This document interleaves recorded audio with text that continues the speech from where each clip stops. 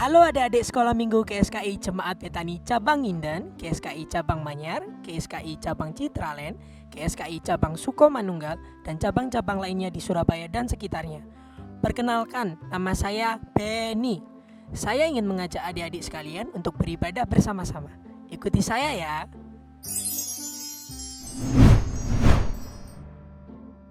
Wah, kaget ya adik-adik. Tuh, lihat di belakang Benny ada apa? Wow, yuk lihat sama-sama. Shalom adik-adik. Selamat siang, kita bertemu lagi dalam ibadah online di hari Minggu 19 April 2020. Nah, kita pasti bersuka cita, benar Kak Fania? Iya dong. Mari kita akan mulai ibadah online kita hari ini. Kita mau sama-sama lipat tangan, tutup mata. Kita mau sama-sama berdoa ya adik-adik. Ikuti kakak berdoa. Tuhan Yesus, Tuhan Yesus, terima kasih buat hari ini kami dapat beribadah secara online. Berkati ibadah kami dari awal sampai akhirnya.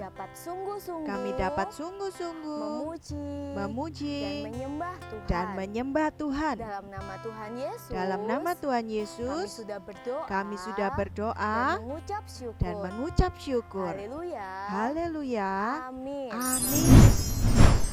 Oke adik-adik, wah kakak percaya pasti semuanya bersuka cita meskipun kita beribadah di dalam rumah masing-masing ya Kak Fania. Iya dong Kak. Kita akan mulai ibadah kita hari ini, kita mau memuji Tuhan. Kita akan menyanyikan Burung Pipit Tidak Menabur. Adik-adik nyanyikan dengan semangat ya, sambil bertepuk tangan.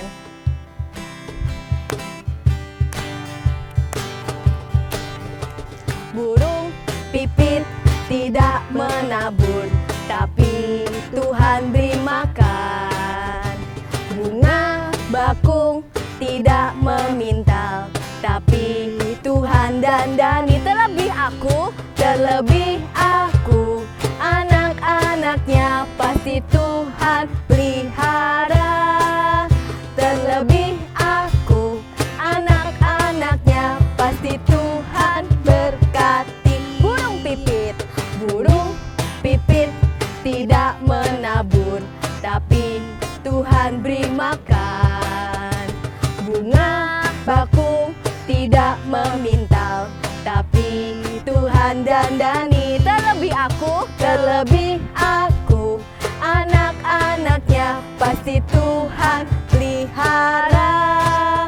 Terlebih aku, anak-anaknya pasti Tuhan berkati. Pasti Tuhan berkati. Pasti Tuhan berkati. Oke, tepuk tangan buat Tuhan Yesus. Nah, adik-adik, kita mau nyanyi yang lebih semangat lagi ya. Kita mau nari sama-sama. Semuanya yang semangat ya, ikuti gerakannya kakak.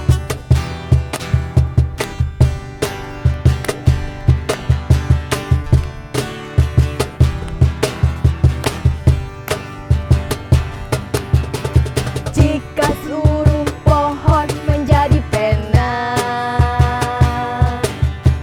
jika samudra pun menjadi tinta, jika cakrawala jadi kertasnya, takkan cukup untuk memuat kasih-Mu Tuhan. Jika seluruh alam turut bersaksi, jika malaikat pun turut bernyanyi, jika 1000 lidah ikut memuji,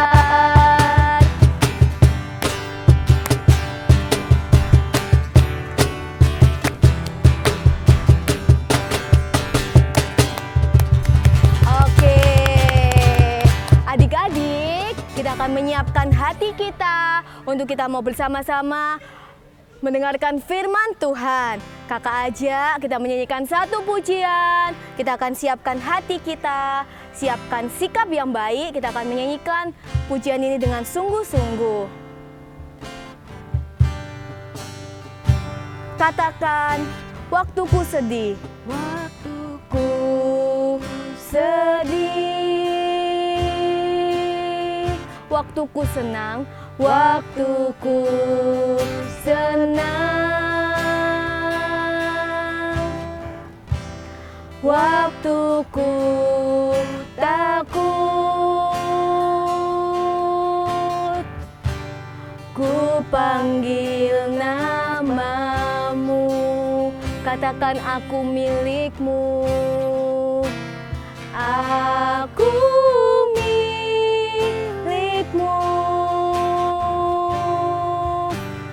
Aku milikmu, Tuhan.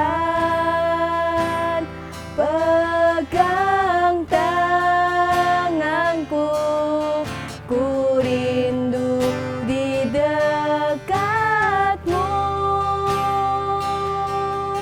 Aku milikmu, aku milikmu. Aku milikmu, Yesus.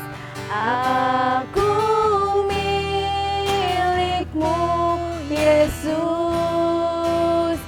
Kini ku datang menyembah di kakimu. Kakak ajak semua adik-adik kita mau tutup mata, katakan waktuku sedih. Waktuku sedih. Waktuku senang. Waktuku takut. Ku panggil namamu. Angkat tanganmu sama-sama, katakan aku milikmu. Aku milikmu.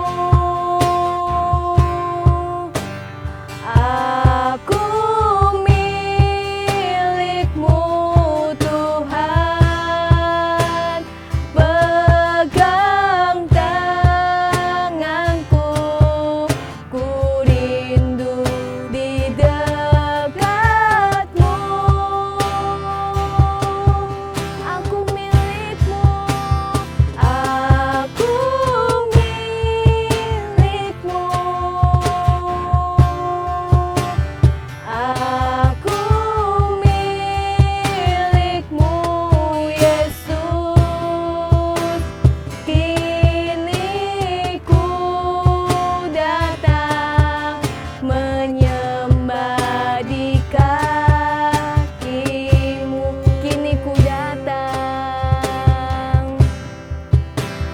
Kini ku datang menyembah di kakimu. Kini ku datang. Kini ku datang menyembah di kakimu.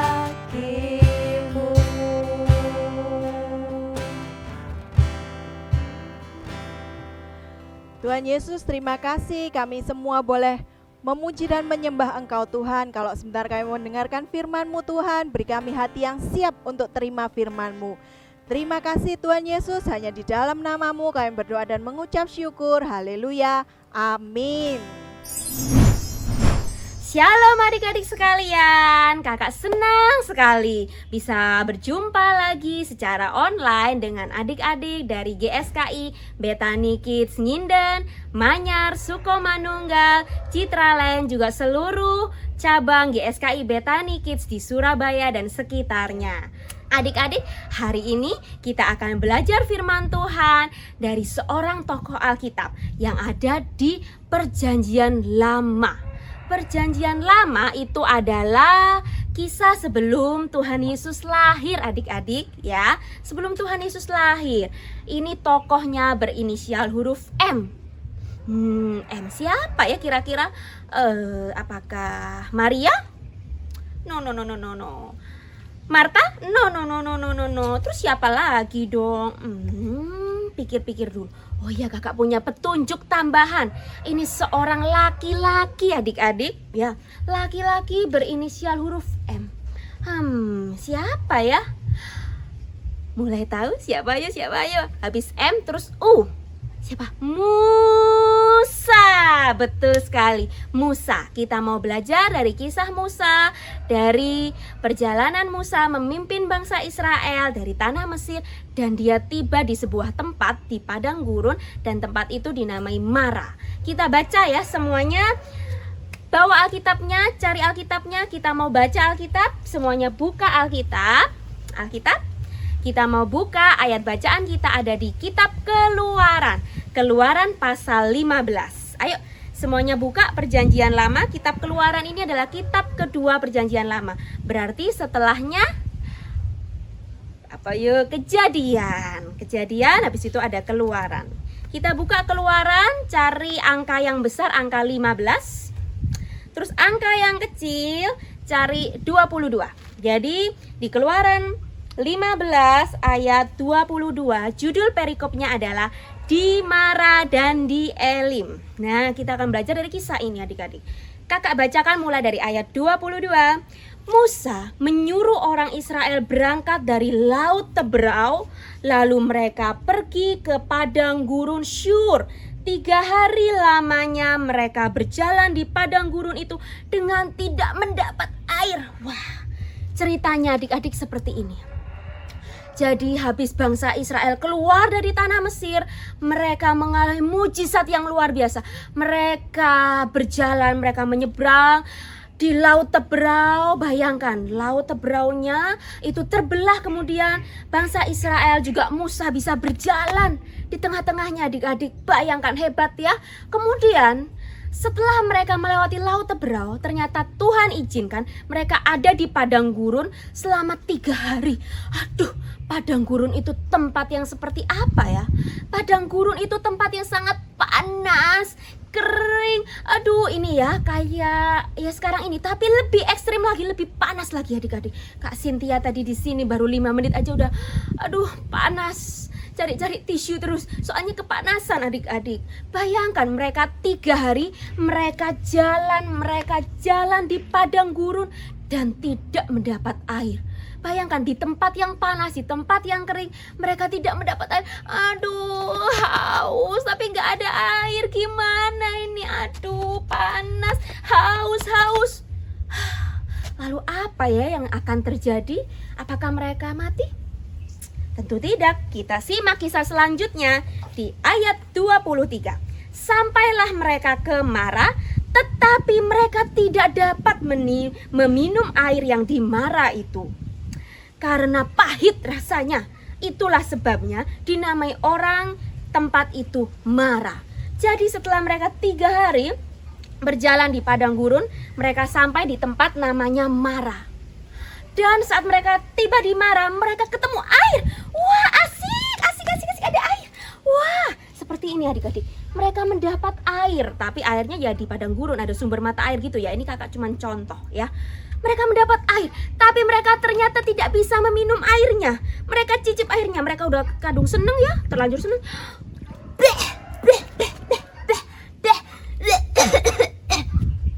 Bisa minum adik-adik, airnya tidak bisa diminum. Bayangkan, karena pahit. Air apa ini? Kenapa kok bisa pahit? Airnya pahit, gak bisa minum Musa. Aduh, sudah jalan 3 hari gak dapat air, sekarang nemu tempat ada airnya tapi pahit. Musa, gimana ini? Kita bisa mati kehausan, dehidrasi. Gimana Musa? Gimana? Dan mereka terus bersungut-sungut, mereka terus mengeluh. Dan akhirnya sampai Musa tidak tahan adik-adik. Musa tidak tahan mendengar keluhan-keluhan itu, karena bangsa Israel sangat mengeluh dengan keras. Dan kita simak apa yang selanjutnya terjadi. Di Keluaran pasal 15 ayat yang ke-25. Musa berseru-seru kepada Tuhan, dan Tuhan menunjukkan kepadanya sepotong kayu.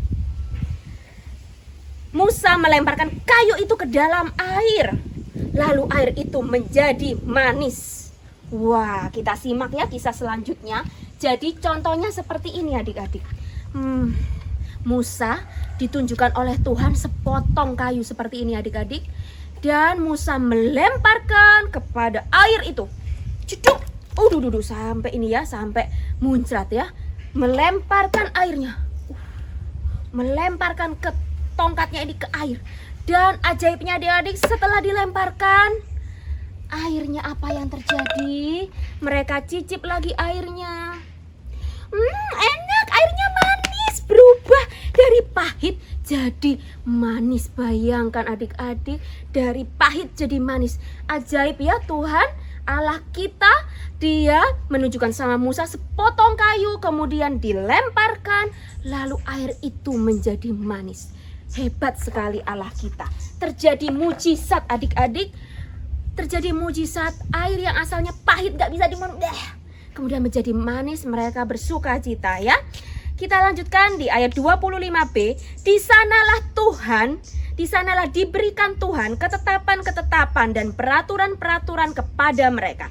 Di sanalah Tuhan mencoba mereka. Di ayat 26 kakak lanjutkan. Firman-Nya, jika kamu sungguh-sungguh mendengarkan suara Tuhan Allahmu dan melakukan apa yang benar di matanya, dan memasang telingamu kepada perintah-perintahnya, dan tetap mengikuti segala ketetapannya, maka aku tidak akan menimpakan kepadamu penyakit manapun yang telah kutimpakan kepada orang Mesir, sebab aku Tuhanlah menyembuhkan engkau. Aku Tuhanlah yang menyembuhkan engkau. Tuhan berjanji kepada orang Israel bahwa kalau mereka mematuhi, mereka taat firman, mereka melakukan seluruh ketetapan Allah, Tuhan akan meluputkan mereka dari segala macam penyakit yang sudah ditimpakan kepada orang Mesir. Sebab Tuhan adalah Tuhan yang menyembuhkan. Seperti itu adik-adik, janji Tuhan. Dahsyat sekali Allah kita yang hidup adik-adik. Dan di ayat 27 kakak lanjutkan sedikit. Sesudah itu sampailah mereka di Elim. Di sana ada 12 mata air dan 70 pohon korma. Lalu berkemahlah mereka di sana di tepi air itu. Nah, kita sudah selesai ayat bacaannya. Kita mau belajar apa ya dari kisah di Mara dan Elim ini. Di Mara dan Elim ini kita mau belajar dari Musa. Yang pertama adalah kita tidak mau bersungut-sungut. Kita tidak mau menjadi umat yang ngomel terus. Kita tidak mau seperti itu. Jangan bersungut-sungut, jangan mengomel ya. Tuhan tidak suka. Jadi kita mau jadi umat Allah yang selalu bersyukur, tidak bersungut-sungut. Itu yang pertama. Yang kedua, kita mau jadi seperti Musa. Musa menghadapi masalah, orang-orang ngomel, orang-orang marah. Musa datang kepada siapa? Datang kepada Tuhan. Kita pun juga seperti itu. Kita mau memohon kepada Tuhan, duduk di kaki Tuhan, kita mau berdoa, minta pertolongan. Kalau kita punya masalah apapun, kita berdoa, kita berseru sama Tuhan seperti yang dilakukan Musa. Dan Tuhan Allah kita pasti menjawab doa kita, pasti mendengarkan doa kita. Kita yakin dan percaya. Amin. Amin ya. Dan yang ketiga, kita mau belajar bahwa kita mau menjadi umat yang taat akan firman Allah, taat akan ketetapan Allah ya.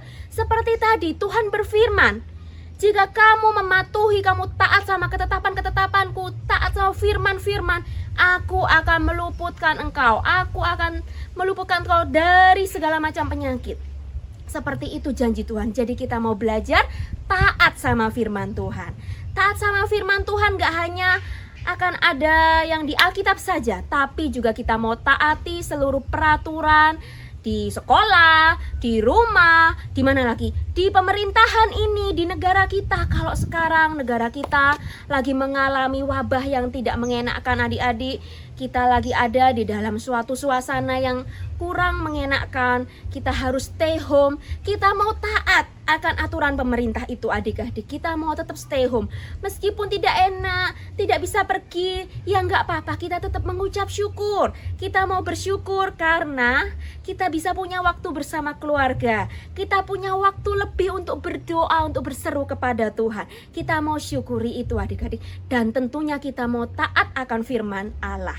Dan juga taat pada pemerintah ya. Terlebih lagi ya sama orang tua ya adik-adik, bisa ya? Iya. Jadi ada 3 poin yang kita mau pelajari. Yang pertama adalah kita mau menjadi umat yang selalu bersyukur, mengucap syukur, tidak bersungut-sungut, tidak ngomel-ngomel. Tidak seperti itu adik-adik. Yang kedua, kita mau menjadi umat Allah yang berseru, berdoa, memohon pertolongan, berseru sama Tuhan ya. Berdoa pada Tuhan dan kita percaya bahwa Tuhan akan menolong kita. Tuhan akan menjawab doa kita. Dan yang ketiga, kita mau menjadi umat yang taat. T-A-A-T. Taat ya, taat akan firman Tuhan, taat akan ketetapan Tuhan, taat akan aturan pemerintah, aturan di sekolah, aturan dari orang tua, semuanya kita mau taati. Kita mau berbuat yang benar. Yang benar untuk kemuliaan siapa? Untuk Tuhan. Ada 3 ya, apa aja tadi? 1, bersyukur, kita tidak boleh bersungut-sungut.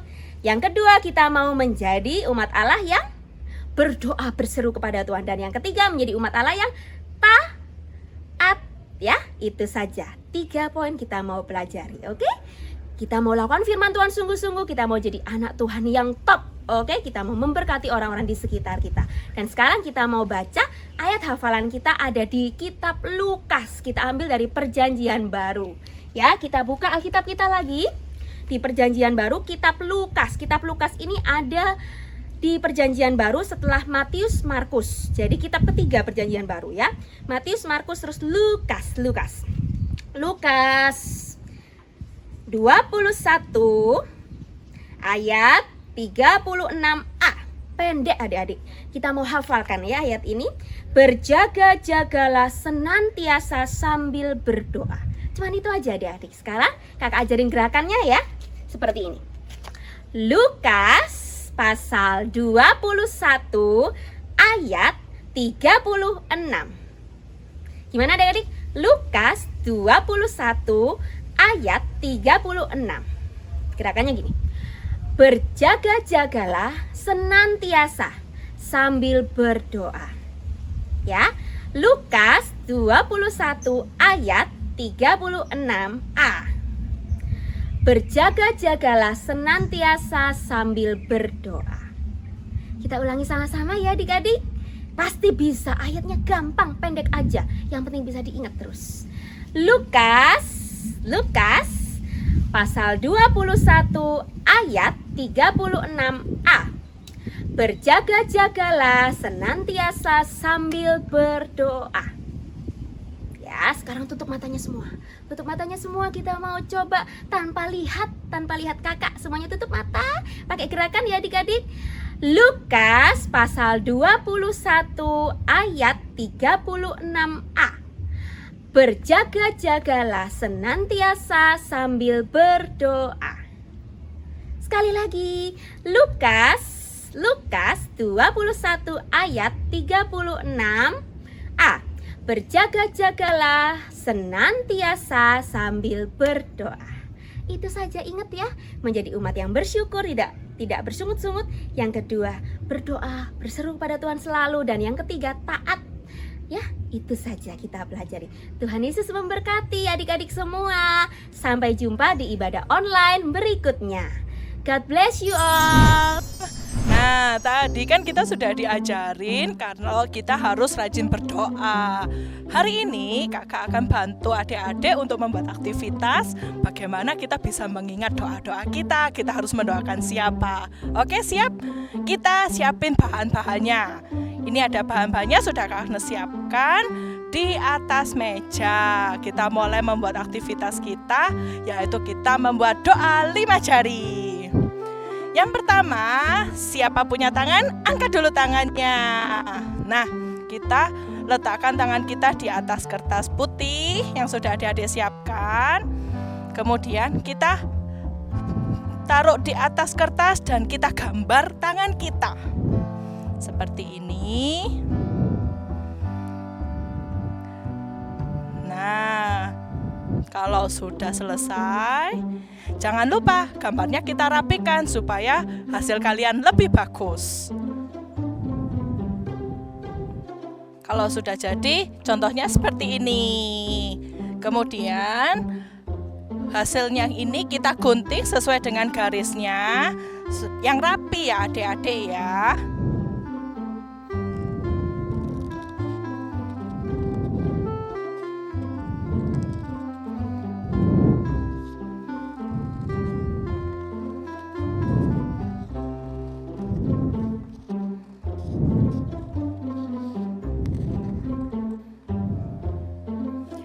Kalau sudah jadi seperti ini, kita akan mulai memberikan nama-nama untuk masing-masing jari. Yang pertama, kalau kita lihat ibu jari kita, itu ada yang di paling dekat sama tubuh kita.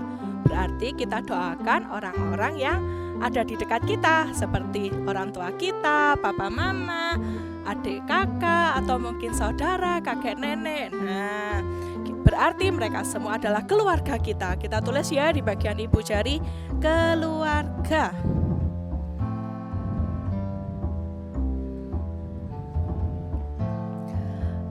Jari yang kedua adalah jari telunjuk. Jari telunjuk biasanya digunakan untuk para pengajar-pengajar kita. Kita tulis di sini adalah kakak guru pengajar seperti ibu guru, bapak guru di sekolah, atau mungkin kakak-kakak sekolah minggu kita.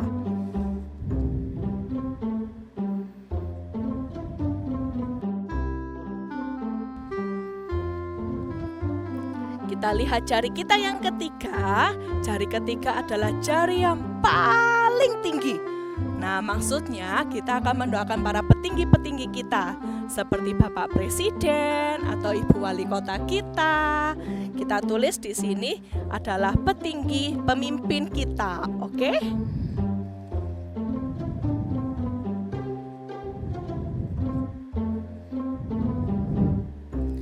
Jari yang keempat namanya jari manis. Jari manis itu jari yang paling lemah. Jadi kita akan mendoakan orang-orang lemah yang ada di sekitar kita. Contohnya mungkin orang yang sedang kesusahan atau mungkin orang yang sedang sakit. Apalagi sekarang banyak orang yang sedang sakit virus itu. Kita bantu doa mereka ya adik-adik. Kita tulis di sini orang-orang lemah.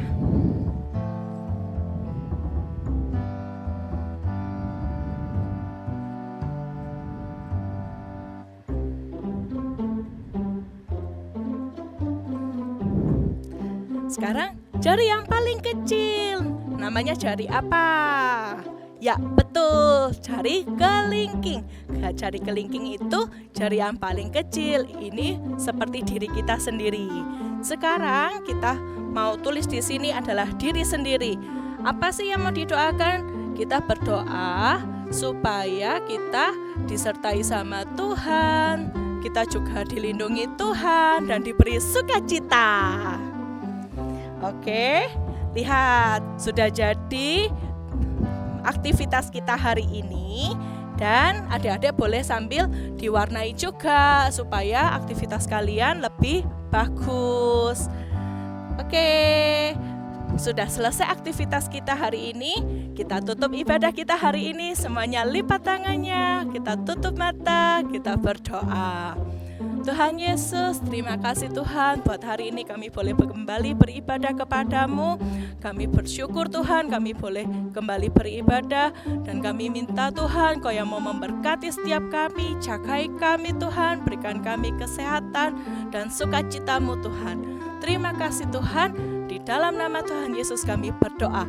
Haleluya, amin. Sampai jumpa adik-adik, Tuhan Yesus memberkati. Terima kasih adik-adik sudah mengikuti ibadah bersama Benny dan Bethany Kids Ministry. Tuhan Yesus memberkati.